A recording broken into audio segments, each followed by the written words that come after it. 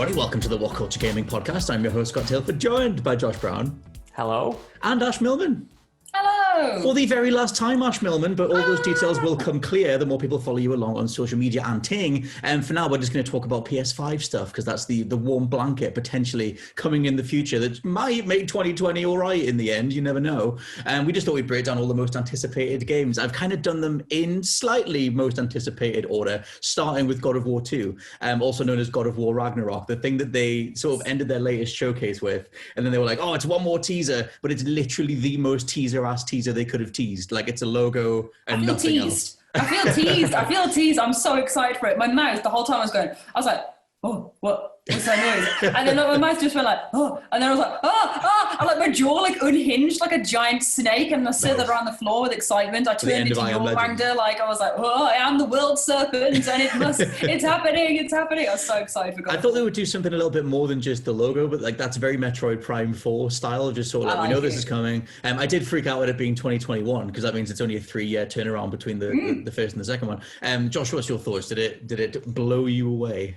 It didn't blow me away, but because it was just, a nice little logo, and I suppose we all kind of assumed it was going to happen anyway. Am I excited for it though? Absolutely. Like my mouth was also making sounds when the 2021 date popped up. That was the huge thing for me. Like the fact that we're going to get this, hopefully, touch wood, like next year, like that's going to be sick if that actually, if it happens. I'm not sure if it will. I think it'll get delayed, but really, a man's got a dream, First party stuff tends to be pretty locked though, right? I guess Days Gone got pushed quite a bit. Days Gone got pushed quite a bit. Last of Us got pushed quite a bit. Every game they've put out. I believe in God of War. Just the hype for God of War will keep me like floating upon the little boat, like that theme where they're sat on a boat going, oh yes, and around the there's like a theme of the picture of them in the boat, like the PlayStation theme. I was thinking of that. Like teased Ragnarok on before. What's that cat that had the green boat, the little pea green boat? That we all heard about. Oh, and the owl and the pussy. Yeah, I thought you were on about that, like some sort of fable. Anyway, there is that whole conversation around cross-gen stuff. We'll get to some other things that have become cross-gen, like Spider-Man and Horizon. There is a rumor going around that God of War 2 will also be cross-gen, mainly because the PS4 install base is like 100 million units. Where do you guys come down on cross-gen stuff? Do you think it would be a weird, almost like a missed opportunity to not make God of War 2 next-gen only? Oh, for me it is. For me it definitely is. Like if that's coming out on PlayStation 4, I will be a little bit, not worried, but a bit disappointed, because I want these kind of first party games especially to make the most of the next gen, components. We're already seeing that in a way with Ratchet and Clank and Demon's Souls. They're exclusive, but Miles Morales and Horizon Zero Dawn, which is the strange one, they're coming to PlayStation 4.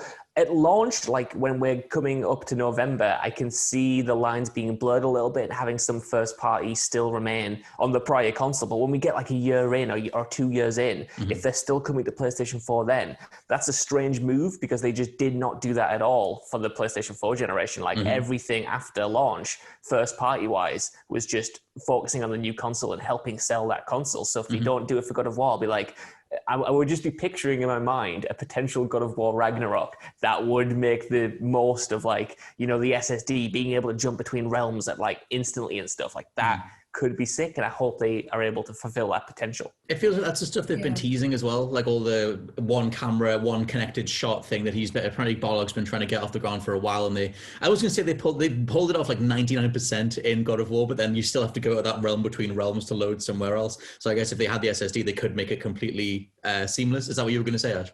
No, I'm glad that it offers opportunity for people to like come to the new generation in their own time, because I do feel like that's kind of been the emphasis from both parties, is like kind of just come to it in your own time, get the experience that you want for the next generation, but you still have time on PS4 to make your way over to PS5, like when you're feeling ready, like mosey on over. I think that that's a good thing. I think that it's more inclusive of the fan base that they've got, and kind of celebrating that part of it. But I do absolutely agree that like I want to see God of War maxed out. Like I want to see the potential realized, because it has potential anyway, just by being God of War, to be incredible and an incredible story, and for the gameplay to match that and kind of innovate on top of that. I'm very excited to see what they do with the PS5 version. And I would also hope that it wasn't inhibited by trying to appeal to a mass market, but I do respect the mass market, because hell, like the more people that play it, the better. I want everyone to have the experience of God of War that I had. Like I want this the second time around with this new game for everyone to be able to have that as well and go, oh my God, I need to play this. It's amazing. And I can. The thing that makes me super curious is just it is that sort of thing that's hanging over all the cross-gen stuff, all the idea of like even what Xbox are leading with, where it's like, you know, we have one console, the Series X, that can do 12 teraflops of floating data points and whatever, and then the Series S is like 4 flops or whatever, and it's such a big disparity between the flops that like you can't make, like for me, I'm like, how do you make something that takes full advantage of that top tier system while still supporting the people quote unquote down below or whatever? And is that going to get in the way of stuff? Like I'm just so curious how they balance those things out, and does it mean that like one game is just full of particle effects and ray tracing and reflections and everything, and the other one looks like a Switch game, looks like something that is just like texture devoid to make it work on the Series S? Like I don't know. And then same with taking PS5 games and making them work on PS4, and that stuff is just like a weird approach. But I guess I have faith. Next, actually, I guess in terms of God of War 2, I think we did a podcast specifically on it. But just from the name Ragnarok, do you think they're going to go just full bore, all hell's breaking loose, Thor's doing his thing? Oh, absolutely. I want to just smash Thor. Like, that's what it is. Smash Thor. That's the game. But, you know, I think Ragnarok is good. It's like the first game was kind of the prelude to it coming, and now it's going to be like, oh, hell, it's here. Hopefully. I want this sorry, Scott. I was going to say, I want this mad, like, apocalyptic scale. I want the sense of doom hanging overhead in every possible scenario. I feel like you got that a little bit. We're in 2020, mate. You don't need more of it. I do. If I live it vicariously through Norse mythology, maybe it'll make me feel better about what's happening right now. You know what I mean? I can displace those feelings. Perhaps. Speaking of Doom, the next one I've got down is one of the only PS5 exclusives, something that hasn't become cross-gen, and something that isn't on PC anymore, is Demon's Souls, which I think, Josh, is your most anticipated game. It is. I'm so looking forward to this. It's so strange to be saying that my most anticipated PlayStation 5 game is a remake of a PlayStation 3 game. Like, that does not compute. And yet, from 2009. And yet that was the one that looked the best at the showcase for me. That was the one that looked properly next gen. Like the visuals on that thing and the animations were so crisp and so, they just did it for me, guys. Like, I'm looking forward to this so much, not only because it's the Souls game that I've not properly played. Like, I've never fully gone through Demon's Souls. I jumped on a Dark Souls, and even that was late.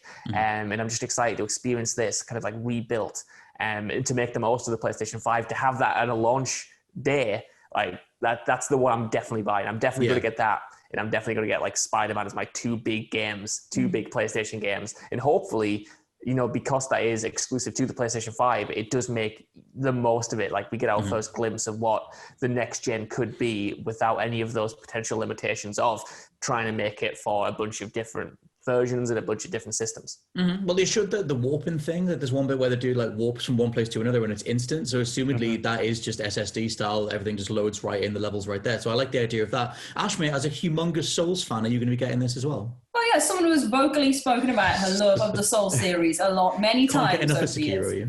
I love the Soulsborne games. I love all of them, and I love From Software games. No, I think this one actually, you know what? I've said it a lot over the years that I'm not like the biggest fan, surprisingly. But I do want to give Demon's Souls a go. I want to kind of approach it and go, look, right, we've had our difficulties, we've had our issues over the years. Like, let me in, let's see how this goes. And it does look delicious and appealing. Like, I've seen it and gone, I do want to try that, even though I know it will frustrate the hell out of me, and I'm going to be like, oh my god, why did I do it to myself again? I am actually interested in like feeling the pain once more. Maybe I've grown patient in my older age. Maybe I will be like, oh yes, actually I can do this. I can do my dodging and my parrying. Maybe it will appeal this time around. But yeah, I'm interested to see what the system can do, and it coming out on launch, I think, is the most appealing part of all. Like, yes, even if it is balls hard, at least I can be like, well, this is the next generation, the baby. idea of them like doing something like this, like a game, a franchise that is known for being just ludicrously, like, I was going to say cheap, like it is, like ludicrously cheap and annoying. It's not that I'm not a huge Souls fan, but it is. It's very cheap. It batters you down, and then you fight back, and that's the joy. Like, that being one of your first experiences of next gen, like you would hope that works. But I remember when Bloodborne came out, and the way that was advertised as like a full-on Lovecraftian action game, and all the comments on Sony's posts back when that first came out were like, what the hell is is this? I've bought this thing and I can't get past the opening level, etc. I don't know, like, you have to assume people know what the hell Demon Souls is. But also, I was going to say, Josh, like, the amount of Souls games that I guess all of us really have been through or played, like, how many modernizations do you think they'll bring to that game? Because it's the one that started it all. But like, then now take, like, you know, they've obviously on From Software side went through the Souls games, Bloodborne, Sekiro, and then Bluepoint are like now taking this over. But did they like Tony Hawk's it and just cherry pick what features work from the other games? Yeah, it's going to be funny because obviously, you know, Demon Souls has its, you know, die-hard fans who are looking forward to this being like a realization of everything they loved about the original. But the original, at least as far as I'm aware, you know, had a lot of idiosyncrasies, had a lot of quirks that, you know, if you're a fan of Dark Souls or if you're a fan of Bloodborne, it kind of seem like limitations or seem like a strange step back or a bad design decision. So I wonder whether if they do tweak those or try to update them to be more in line with the other Souls games or Bloodborne and stuff like that, or try to, you know, change little things like they did with the first Uncharted remaster, you know, changing the way that the action worked and the grenades worked and stuff. I wonder if they do bring tweaks to it, because ultimately I do feel like most people playing this version of Demon Souls probably won't have played the original Demon Souls. Like, I'm sure people who love that game will be flaming me in the comments right now, but I think brass tacks is, you know, a lot of people didn't buy it because it was PlayStation 3 exclusive. They didn't know what it was. It didn't get much of a marketing push back in the day by Sony, but now it's being treated as this big thing. It's there at launch. It's the biggest Bluepoint you know, project ever. It's got this heritage behind it and this reputation. And I wouldn't be surprised if, you know, 90% of players, 80% of players are like new players who would probably want those tweaks, those quality of life tweaks to be there. So it is going to be interesting how much they change and whether they add anything on, whether they add on like, you know, unfinished levels or stuff like that to kind of, the experience doesn't need fleshing out, but there were unfinished things that could be implemented, you know? I think they showed like backstabbing in the trailer, which I think came in with Dark Souls 2. I don't remember that being in there earlier, but like, I think a lot of people, like mainstream crowd, will think that it's it's the Souls successor, because like the Souls series didn't take off till Dark Souls. And then it's like, well, assumedly this is the next thing. But yeah, I'm curious how that goes. I think it's a nice like addition to their portfolio alongside like Spider-Man and whatever. But yeah, the next one down is Spider-Man Miles Morales, which was a PS5 exclusive and now it's coming to PS4. Which is a whole thing, but they haven't so far. I don't think they've shown the PS4 edition yet, but I assume it'll just be the PS5 looking one with the reflections, the particle effects, whatever stuff you can trim off the top to make it work on PS4. But where are you guys? Graphics. I don't know I don't know how they do it, because they haven't really like shown side by side stuff, and I guess that's one of the biggest questions is like, how do you make something for PlayStation 5? Because assumedly this has been in development for both systems the whole time, and then now it's like, oh well, you know, this is the big deluxe one, spend $100,000 so you can play it. But also, you know, you can play on PS4 and that's totally worth the money as well. So I don't know how the hell they split that. I think most of it's like, it seems like upgrading and stuff, like with Cyberpunk coming out in November, but having like the upgrade to the PS5. I think it's more like built, you'd assume it's built for like a PS4 system and then with like a patch that makes it better and bolder and brassier. But I have no idea how the technical side works. Again, I'm glad that, everybody gets a chance at playing it. But it is an interesting question of quite how it works and how it's come about. Like, how do you maintain a value proposition for like a full price title on both consoles where one of them is supposed to be a meaningful next gen version? Like, that's the thing that just blows my mind. I feel like we've always had this problem. We've always had cross-gen games where you can visually see the limitations of the old-gen game. You know, with Battlefield 4, when that was a launch game for PlayStation 4, like the players were cut in half for the current-gen version, while the next-gen version got 64 players on these like bigger maps and stuff. And so what you meant by players cut in half there, but you mean the player pool? It's like, you were literally cut in half, cut in half. But when it comes to like Spider-Man, like that presumably is a game not built around the one exclusive feature that kind of properly differentiates the PlayStation 4 and the PlayStation 5, which is like the SSD. Something like Ratchet and Clank wouldn't work on PlayStation 4, presumably, because it is built around that SSD and like jumping between worlds instantaneously, whereas Spider-Man, it's mostly, by the looks of things, implemented to boost load times, boost the speed in which you can swing. You know, so I do feel like we'll get two games that are mechanically the same, but the PlayStation 4, like you said, just won't have the ray tracing, won't have those extra particle effects, won't be as quick to load, and those features will be in the PlayStation 5. And I do feel like, you know, like that's enough. that's enough of a jump, at least in my head, to get all of those extras. Like, that keeps the value proposition high, where you've essentially maxed out the PlayStation 4 and you cannot get them there, so that still justifies the full price. But then you are getting these extra bells and whistles for Miles Morales PlayStation 5 if you want them to show off what the PlayStation 5 can do in a limited capacity. Because I guess at the end of the day, we never get the most out of next-gen consoles right at the start. It takes right until the end. So, it's not like you can increase the price as the years go on or whatever until you hit that, okay, this is true next-gen, you know what I mean? I think with them, it feels like one of the first times they've done like cross-gen first-party stuff, like from off the top of my head. Like, like obviously Killzone and Knack and everything was PS4 only. And then in terms of cross-gen stuff last gen, it was like you said with Battlefield or like Assassin's Creed 4, Black Flag, that had there was like a certain rain effect that was only in the PlayStation 4 version, but it was like nothing. And so I'm curious like how you sort of split that difference, but I am fascinated by it.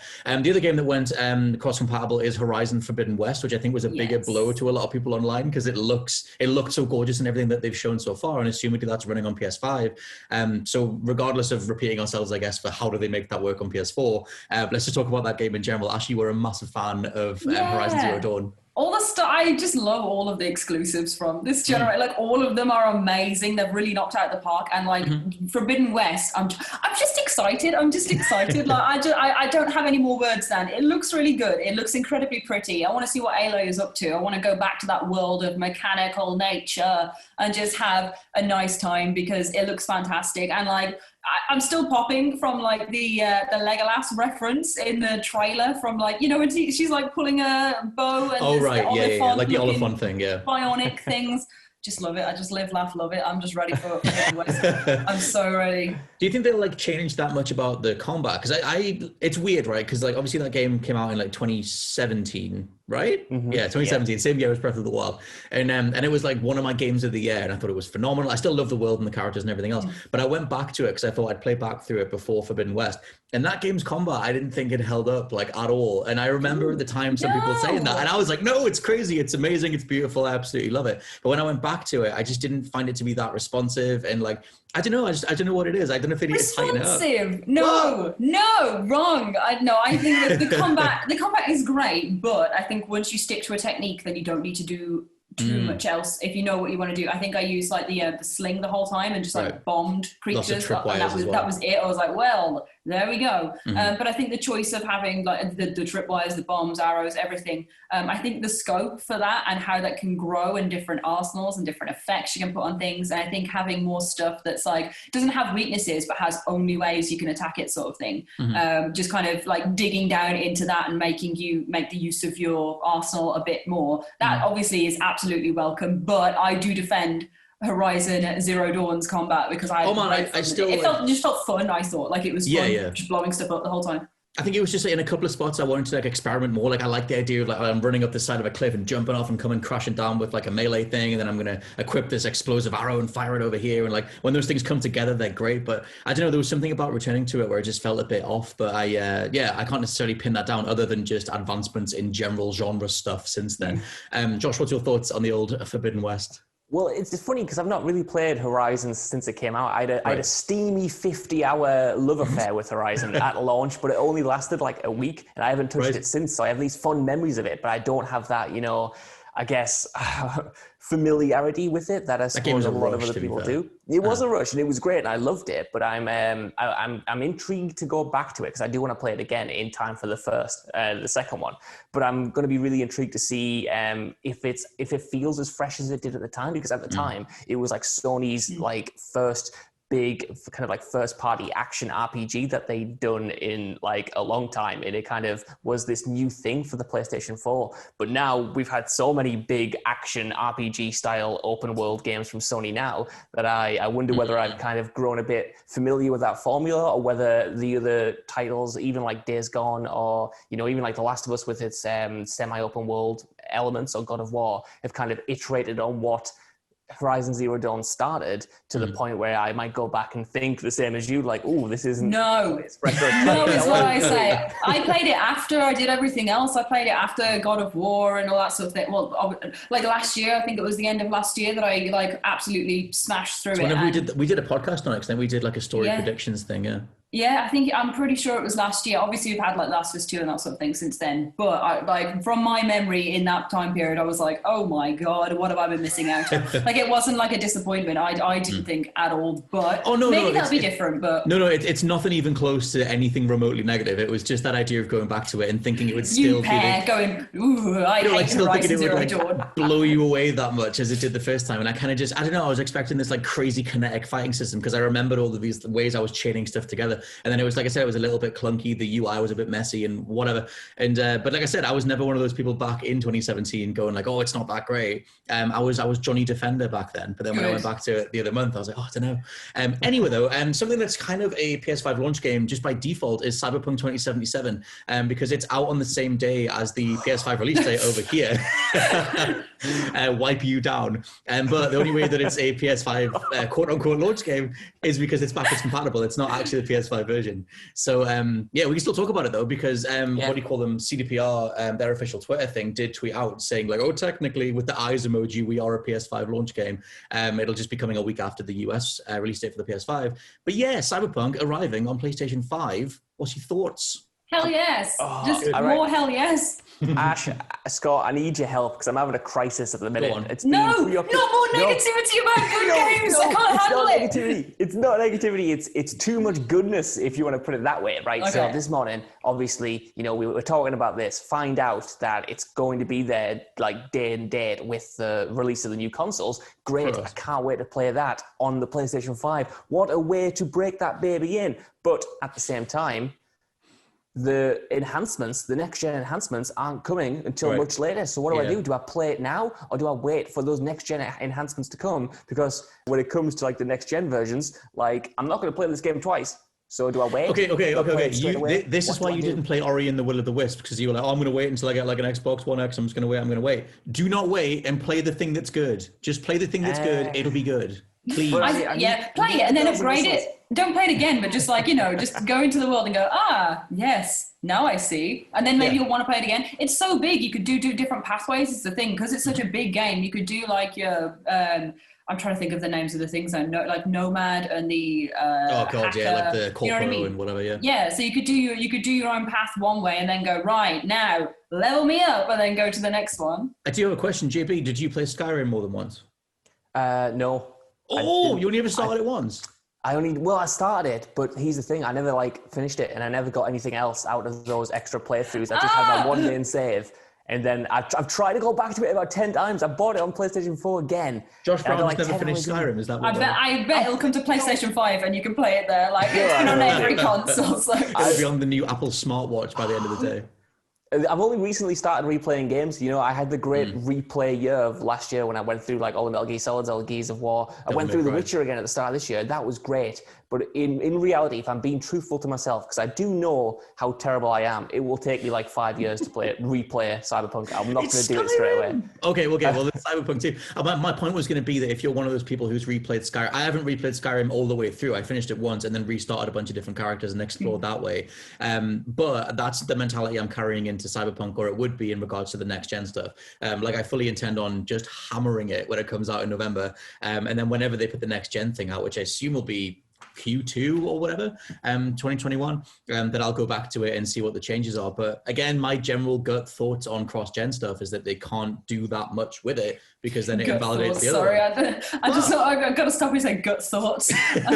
My gut take is that I wonder how much they can actually do to it to make that next one work. But CDPR have said that the next gen upgrade is free and they'll knock it out the park in regards to applying stuff, whatever they can do to it. They're doing the same with Witcher.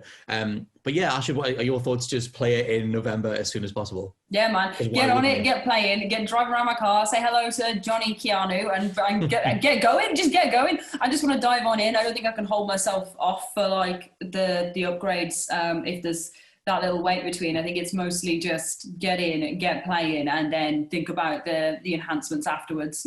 That's my take on it. It's absolutely just get play. Yeah, at some point in the future, you'll go back to it. Like, even if if you finish it, because honestly, it's Skyrim to me. It's the ever game. Like, it's there, and I'm never going to see all of it. But like, even to this day, I don't feel like I've seen everything in Skyrim, and I kind of love that. And I hope that it is the sci-fi version of that. Another game down is Resident Evil 8, Resident Evil Village, which they haven't. I thought they showed a surprising little amount of that at the latest showcase. It was just like, here's what you've already seen for the most part, with an additional shot of the witch or whatever, and then another shot of what looks like a zombie werewolf hybrid. But I really want to see that. If they're inventing a new horror monster thing that's like a blend of the two, then I think that's really, really cool. And where are you guys on Resident Evil Village in general? Josh, I know you're the big like Resi fan here, so please take this away. You know what? I'm so hesitant to talk about it because I feel like I'm being very negative on this podcast. And when it comes to Resident Evil 8, I just don't know. I just don't know what to. I think I know what you mean. I think that they are yet to sort of do like an, oh my god, it's the next Resident Evil, like holy hell. But I give them the benefit of the doubt though. I give them the benefit of the doubt. It's just that the two trailers we've seen so far haven't really blown me away, and I feel like, I love the idea. I think the idea is quite cool, even though that kind of, more fantasy element isn't necessarily for me. I still thought they pulled it off quite well in Resident Evil 4, and I'm here for the zombie werewolf things. I'm here for this kind of like folklore take on it. There's a new merchant as well. They've got the new merchant, a new lab. Exactly. It's playing into its history. It's playing into its heritage. But the footage we've seen, for me, looks choppy, it looks strange, it looks like it's not completely polished. It doesn't feel like a confident, this is the next gen of Resident Evil. It just kind of feels like, this is Resident Evil, we'll patch it up by the time it's out, I promise. I don't know why I get this feeling, but I have this weird sense of dread, this kind of weird sense of dread that they're not really confident in it, and I don't know why I've got that feeling. I do have a thing with when Resident Evil 7 went first person, it felt like a reaction to PT, and I know that game would have to be in development for longer than PT came out for them to even put that together, and Capcom got out there and said, look, this is what we were going to do anyway. It was going to go first person anyway, and it was like, I never really bought that. I always felt like they were responding to like the new wave of like first person stuff, like whether it's Slender Man or that one, Dear Esther, whatever, this sort of slow crawly, slow burn stuff. There's another game that I can't think of, Outlast, stuff like that. And so when they went first person, I was like, yeah, whatever, I guess. And then I'm kind of getting a similar vibe from this, where they're sort of reading the terrain a little bit, because their third person stuff has now taken off again. But they're like, well, we went in this direction with 7, so I guess we kind of have to do that again. And it's like, Resident Evil 2 Remake is perfect. Just do more of that. But we've already got Resident Evil Remake 2, Scott. We've got just do another third person one is what I mean. Just you there, man. Just celebrate the joys of these things. Honestly, maybe I'm incredibly easily pleased because I saw zombie werewolf and I saw, mythology, folklore, a little bit of toying around with what we know in the horror tropes. I think I'm just excited by I love fantasy being brought into horror and dark fantasy, and this seems to play on that. So maybe it's just my personal taste coming into this, where I'm like, holy hell! But I get the things that you're saying you're worried about, but just seeing Resident Evil with the 3 little lines come down, it's like, wow, look at that stylistic choice. Wow, look at that title design. I'm so on board. I don't know. I honestly can't sit here and say I'm not excited for Resident Evil 8. Not that I'm saying you guys I don't think we can either. Maybe. But you know what I mean? I'm so hopeful for this next generation. I feel like so much work has gone into it that I'm like, it's got to be good. It's going to be amazing. I want something to come along and just kill my hope before I'm negative about anything. I just think they need to because it reminds me a little bit of Bloodborne. Again, it's just me going like, oh, you guys are chasing something rather than doing your own thing. And but that's they can rein that back in if they invent a new monster. They invent this sort of variation on, like I said, zombie werewolves. Like that hasn't been done as far as I know, at least outside of C tier horror schlock. And I want to see that in given a proper production and stuff. It's just a bit of a curious one. And one of the most recent ones, which I think we'll have the least to say about, is that Final Fantasy XVI is I was going to say a full console exclusive, which apparently it is, but then according to Eurogamer, it's actually a timed exclusive. They just haven't said that officially yet. So I guess we'll see. But I think I'm the only person who has played most Final Fantasies. Do you guys give a hoot about the old Final Fantasy coming to PS5? I didn't think so. Wow, the silence is deafening. The silence is deafening. That's amazing. I was hoping Ash is going to take this because I've got nothing more. That proves my point, entirely. Yeah. If you want, that's my negativity for this. I'm just like, yeah, cool. That's my take on that. I'm like, cool, yeah, more. It makes me curious where the IP is in general, because obviously it's such a known quantity, but I feel like Final Fantasy at this stage is only beloved by Final Fantasy fans. I don't feel like people can come in anymore. And I think a lot of people checked out Final Fantasy VII Remake because of its reputation. But I remember when 16 got unveiled, and like I was like, actually we were messaging about trying to identify the airship from the early advert thing. And yeah, you were saying like, there's 16 entries in, like, holy hell. Just typing into 16. Yeah, and it's like that whole thing of like, I mean, for me, it's common knowledge that they're all separate things, but I know that even Ewan found out just last year that they're not all one giant saga. So I think that they could maybe do with some sort of brand clarifying thing for the next generation or a new generation of players that might help them. That all said, 16 looks brilliant, and I think the trailer that they've got, the gameplay footage, looks phenomenal, and hopefully that'll be good. We have two more things to end on, which we can do quite snappily. One is Godfall. Josh, you said you're quite psyched for this. I'm not at all. I want to clarify. Doesn't want Resident Evil 8, but he wants a bit of Godfall. I'm not psyched for Godfall. And in fact, even though I've seen so many trailers, so many gameplay walkthroughs, I could barely tell you what it is. But the fact that it's coming out on launch slasher is making me go, I'm going to play it. I'm going to play it because it's there day one. You know what I mean? Like,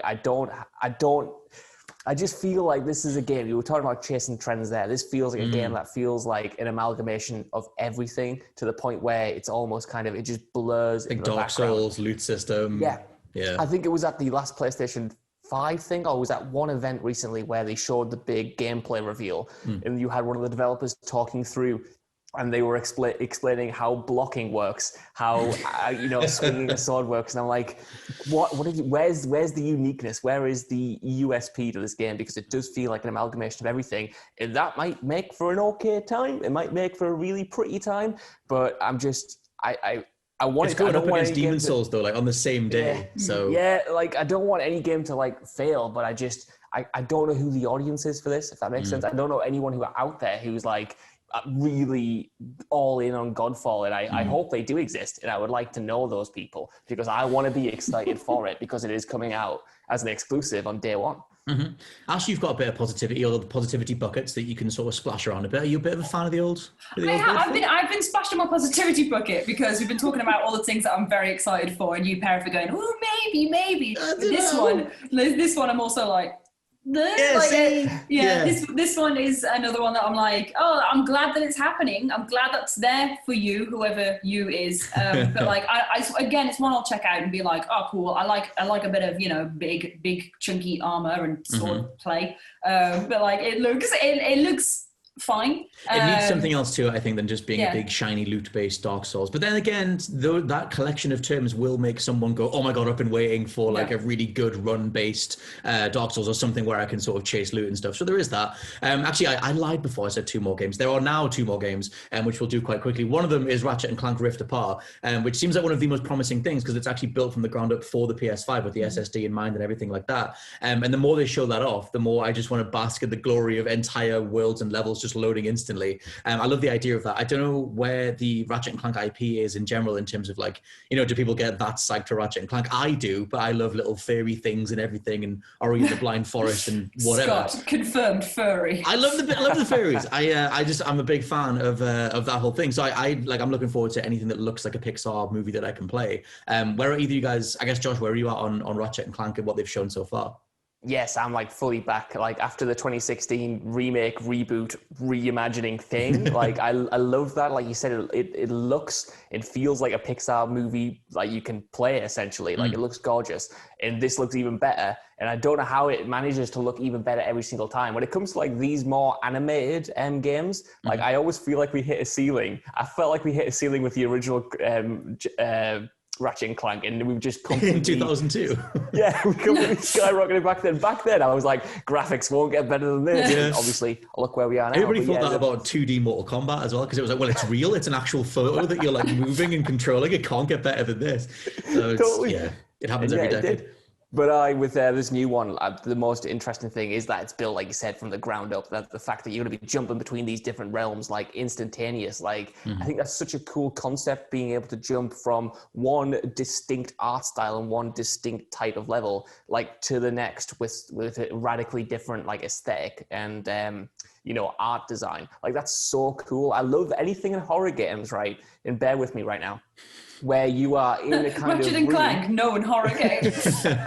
where you're in a room and when you like go through a door and you turn around and the door's gone and there's something else entirely there. Like that concept absolutely rocks my world. And if they manage to get something similar to Ratchet and Clank in like this fun, energetic cartoon, I can only think of like style, Titanfall 2 and Jedi Fallen Order that have done that because they're both Respawn as well. Like, I know Layers of Fear does it, but again, it's like horror games, Cool, because they're sort of like horror set pieces in those games too, like mind bending bits where you're going down a corridor, you turn around and it's completely different. Yeah, the sheer tech side of that, like re-rendering a level behind you while you're not even looking, is like really, really cool.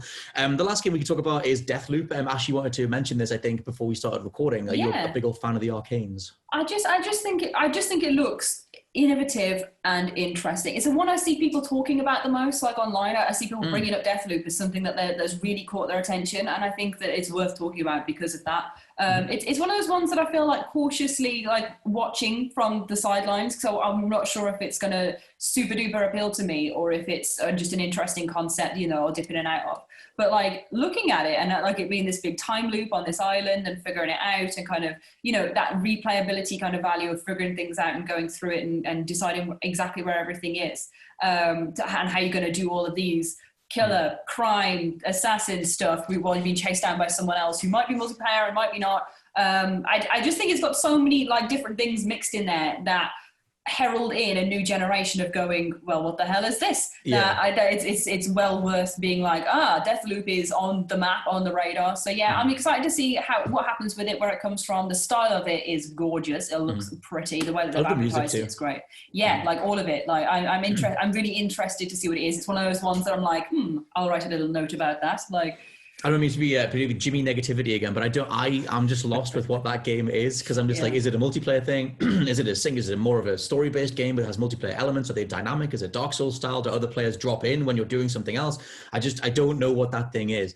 And I'm so curious for them to show off more of it, but I have such faith in Arcane. Like I mentioned in, the original PS5 showcase video that like it's Arcane and Respawn for me, like the two top tier first-person devs that just do really unique things with that, with the genre itself. Josh, where you are on a bit of the old Deathloop?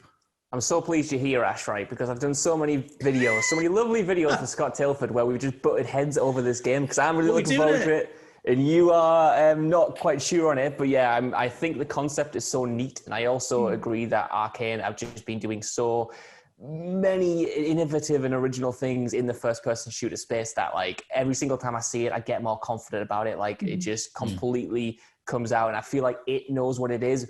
Some of the players might not be on that same wavelength, but it has a vision, and I feel like it's just committed to it. And that is like, in a world of Godfalls, in a world of so many homogenized games, like I'm here for something that just says, we're going to try to do something quite unique, and we're going to do it well, I guess, hopefully. Like I said, I have total faith in the devs. I just want to see more of it. I want to see some more like outright gameplay, because they have such a stylistic element to it that I think the trailers are edited to be this like really, really cool like 70s detective style time bending thriller thing, and I want to see a little bit more for it. But yeah, you can let us know what you think down in the comments below, your most anticipated PS5 games, or you can come find us over on social media to keep up with stuff over on there. And for now, this has been the WhatCulture Gaming Podcast. I've been your host, Scott Tilford, joined by Josh Brown. Goodbye. And Ash Millman for the very, very last time. Goodbye. Oh, my friends. It has been an honor podcasting with you and doing this fun gaming stuff. So thank you for having me. And thank you for watching, audience, as well. Absolute legend. Yeah, you can go find Ash on social media to keep up with what she's doing next. We wish you the very, very best. Genuinely, it's been awesome. And we'll catch you very soon. Oh, my heart, my tiny heart.